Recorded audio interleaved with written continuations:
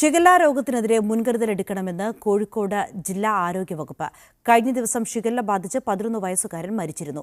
25 പേർക്ക് സമാന ലക്ഷണങ്ങൾ റിപ്പോർട്ട് ചെയ്ത സാഹചര്യത്തിലാണ് ജാഗ്രതാ നിർദ്ദേശം നൽകിയത്.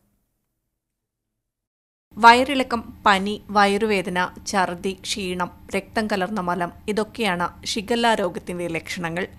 ഷിഗല്ല ബാക്ടീരിയയാണ് രോഗത്തിന് കാരണം. ഈ രോഗാണു പ്രധാനമായും കുടലിനെയാണ് ബാധിക്കുന്നത്. മലിനജലത്തിലൂടെയും കേടായ ഭക്ഷണത്തിലൂടെയുമാണ് രോഗം പകരുന്നത്. അതുകൊണ്ട് തുറസായ ഇടങ്ങളിൽ മലമൂത്ര വിസർജനം നടത്തരുത്. തിളപ്പിച്ചാറിയ വെള്ളം കുടിക്കുക.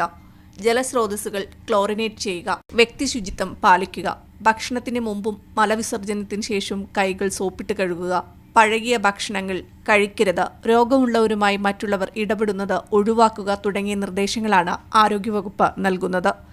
രോഗലക്ഷണങ്ങൾ കാണുന്നവർ എത്രയും പെട്ടെന്ന് ചികിത്സ തേടണം. ചില രോഗികളിൽ ഈ രോഗാണു, ഷിഗല്ല രോഗാണു ഉണ്ടാക്കുന്ന ഒരു വിഷവസ്തു അഥവാ ടോക്സിൻ മൂലം തലച്ചോറിൻ്റെ പ്രവർത്തനത്തെ ബാധിക്കുന്ന ഒരവസ്ഥയുണ്ടാകാം. ഇതിനെയാണ് ഷിഗല്ല എൻസെഫലോപ്പതി എന്ന് പറയുന്നത്. ഷിഗല്ലോസിസ് എന്നും പറയും. ഈ ഷിഗല്ല എൻസെഫലോപ്പതി വന്നു കഴിഞ്ഞാൽ കുട്ടികൾക്ക് അല്ലെങ്കിൽ ഈ രോഗം ഉള്ള ആൾക്കാർക്ക്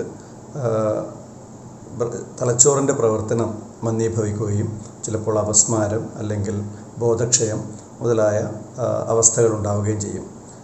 ചിലപ്പോൾ മരണകാരണവും ആകാറുണ്ട്. കോർപ്പറേഷൻ പരിധിയിൽ കോട്ടാമ്പറമ്പ് മുണ്ടിക്കൽ താഴത്താണ് കഴിഞ്ഞ ദിവസം ഷിഗല്ല രോഗം സ്ഥിരീകരിച്ചത്. അസുഖം ഊർജിച്ച് 11 വയസ്സുകാരൻ മരിച്ചിരുന്നു.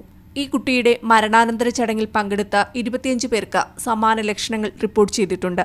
5 വയസ്സിന് താഴെയുള്ള കുട്ടികളിൽ രോഗം ഗുരുതരമായാൽ മരണസാധ്യത കൂടുതലാണ്. മീഡിയ 1 കോഴിക്കോട്.